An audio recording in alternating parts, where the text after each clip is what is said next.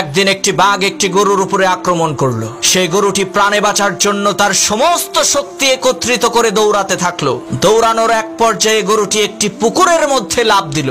ঘটনাক্রমে সেই পুকুরের মধ্যে কোনো পানি ছিল না, শুধু ছিল কাদা। এদিকে গরুর পেছন পেছন বাঘটিও সেই পুকুরের মধ্যে ঝাঁপ দিল। এতে করে গরু এবং বাঘ দুইজনেই পুকুরের কাদার মধ্যে গলা পর্যন্ত আটকে গেল। তখন বাঘ রাগান্বিত কণ্ঠে গরুকে বলে উঠলো, ওই হারামজাদা, তুই আর লাভ দেওয়ার জায়গা পাইলি না?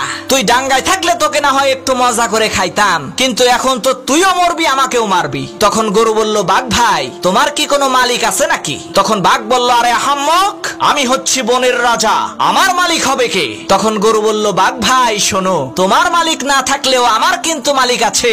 সন্ধ্যাবেলায় আমার মালিক আমাকে এখান থেকে উদ্ধার করে নিয়ে যাবে, আর লোকজন জড়ো করে আনন্দ উল্লাস করতে করতে তোমাকে পিটিয়ে মারবে। মনে রাখবা মুসলমান, তোমারও কোনো ভয় নাই, তোমারও একজন মালিক আছে।